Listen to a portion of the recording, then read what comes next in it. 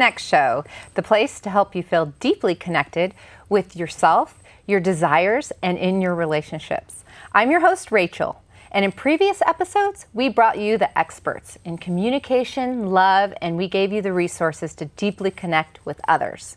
But this episode is all about ways to feel deeply connected with yourself and in your life by empowering your relationship with food. Are you what you eat? How can we really get excited about answering the question, what's for dinner, every night? And how can chakra cooking empower our lives?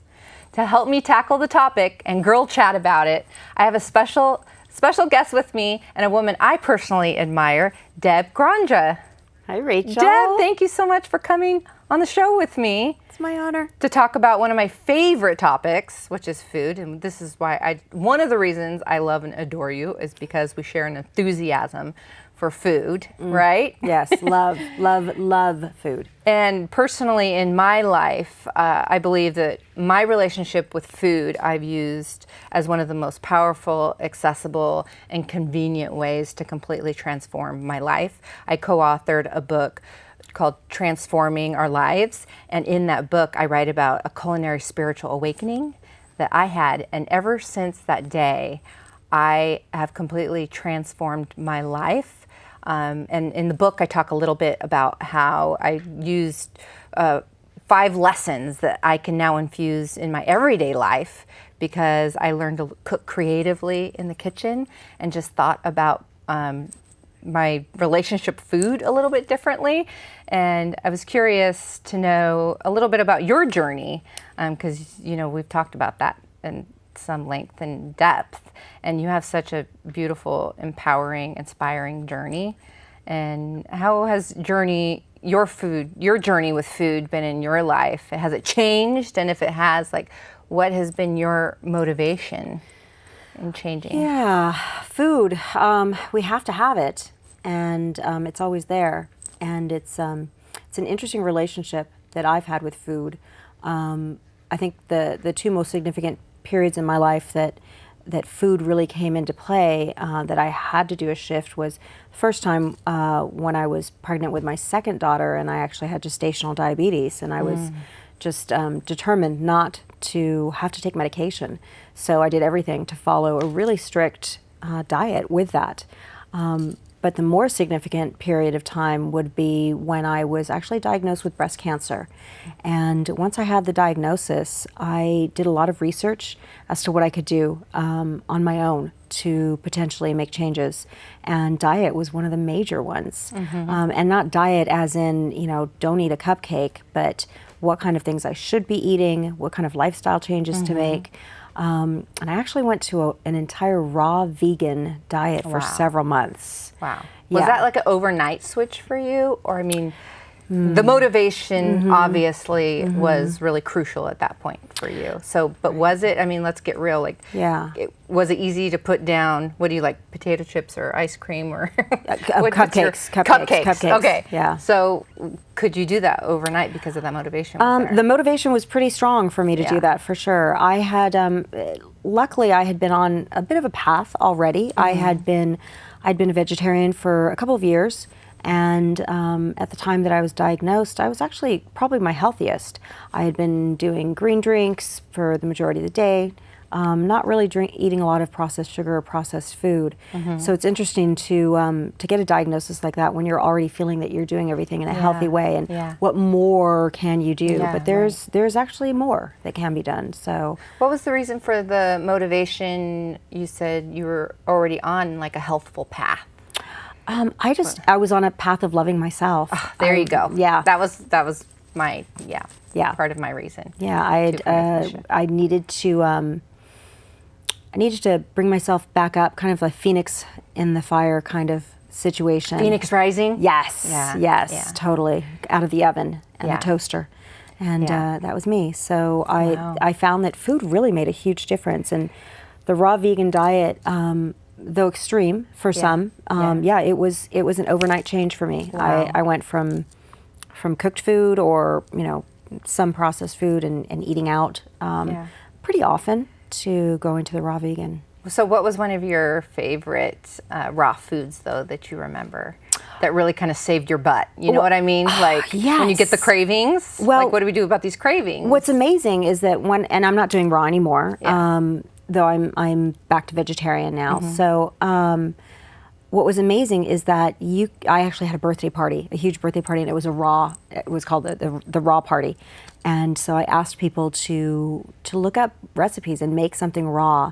And I had a really good friend who's since passed who was a raw chef. And he brought me a strawberry cake. And it was cake, but it was raw and it was vegan and it was amazing. Oh, that sounds amazing. Oh, yeah. I know one of the ways that I talk about in the book and I use as a rule of thumb in my life is taking those kind of, I call them mom meals or comfort meals, you know, that we love and that just comfort us, and try to somehow make them into healthier versions so we can enjoy them. And I know in my journey when I lost 60 pounds, and that was part of my culinary spiritual awakening, was I was a territory rep out on the road, so which was almost impossible to try to lose weight when you know you're out and about on the road all the time, but I did it through creatively finding substitutions. For instance, I love mini muffins and pancakes and waffles, right? Who doesn't? Yes. Right? Yes. But they're full of sugar and gluten and all kinds of, as I'm sure you know when you were doing your research and you were diagnosed with cancer, that these foods, you know, feed into it. And so I needed to find healthier versions, and I was able to find an oat pancake that I make with just bananas and use either honey or maple syrup to sweeten it, but I don't really like sweet things to begin with. But it was really crucial for me to find those foods, like substitutions, right? Right. For the things. Do you have favorite foods that you just really were craving that you know you were able to find substitution for, like potato chips or something? Breads.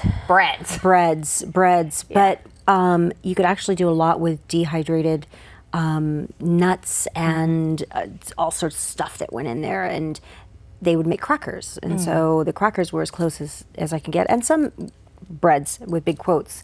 But yeah, the starches, the breads, that's rough. I'm half Italian, and so I really love my breads. What about pasta? Pasta? My pasta, but you know, were you able to eat any pasta? No pasta, but we did the, you know, the vegetables spiraled into pasta-like things. I mean, truly, there was, my friend that was the chef, he made things like chili and hamburger. Big air quotes on everything I'm saying now. It was, you can do so much as long as you pre-plan, as long as you're creative, as long as you're willing to try something different. Yes. You know, that's the key. Yes, and that's why I'm here, and that's what it's all about, is I found that when I made it creative and fun, that I'm more likely to follow it for a sustainable period of time. And it gives me more energy. Absolutely. Right? Absolutely. Oh, God, when I was doing the raw vegan diet, it was like I could feel every single one of my cells vibrating. It was just the most amazing experience. And people were looking at me going, you look amazing. And here I am just diagnosed with cancer and about to go into like, you know, actually even during surgery, post-surgery, my period of recovery was so fast. And I know that part of it was that because of the way that I was eating. Yeah, for sure. And one of the things I love about, because I've been vegetarian for a long time, and then I was vegan for a long time, and now I feel like I'm falling into more of like a flexitarian, and don't define me, don't put me in a box kind of space right now. But what I love about hanging out with the vegans and the vegetarians is the colorful food. Because as a chakra chef, I am all about, I truly believe that if you want to know how to, you know, deal with your cravings, with body image, I overcame depression, all these really serious symptoms, that it has to be fun and creative, which means it has to be colorful for me. And so that has been one of the things I love about, you know, like vegetarian and vegan options. Right, absolutely. I love it. And I make this, have I given you my green goddess soup? It's like a spinach Why base. have you not given me your green goddess soup? Oh, what is wrong with you that you have not given me your gosh, I need to have you over. And clearly. and make this for you because it's like I believe there's like 7 meals that I know that I've come up with in my lifetime that if you just learn how to just basically live off of these 7 meals and make them in different creative ways, that you'll know what's for dinner every night of the week, by just doing something creative with an original. And that soup is one of them because I can eat it for breakfast and it's alkaline and it's got like all kinds of, I'll make it for you. It's got like garlic and an onion and spinach in it. And I call it raw green goddess soup, R-A-H. And so I can't wait Raw, to make that is so cute, R-A-H. Instead of like Stop raw. See, you got to get So creative. cute. You got to get creative with that, and got to have fun with it. It's got to be fun. Yeah, it's got to be fun. And also, I know you work a lot with chakras too, and being a chakra chef, I really believe it's more effective to consider all parts of us in relation to food and cravings and eating. And so, what has been your experience with, bringing in the colorful foods which represent more of our chakras to balance, like? Do you have anything to? Well, the first I heard of it was actually the questionnaire that you had emailed me. Oh, yeah. And I'd never even heard of that, although it makes sense. Yeah. I mean, it makes so much sense. Right. There's certain foods it's grounding, and so you root want vegetables, exactly. Beets, so like I love red, beets. to ground you, and so that made sense. And I was doing that questionnaire, and I was giggling to myself, knowing like, oh yeah, that area is going to be a little bit overextended. And like so many of us, and particularly I was a little bit off balance in my solar plexus, which is willpower, which made sense. And to compensate for willpower, that's when I was craving mashed potatoes, gravy, carbs. When I'm craving like pasta and breads, that all has to do with my solar plexus chakra. And isn't it interesting too that that's the area where we carry a lot of stomach fat?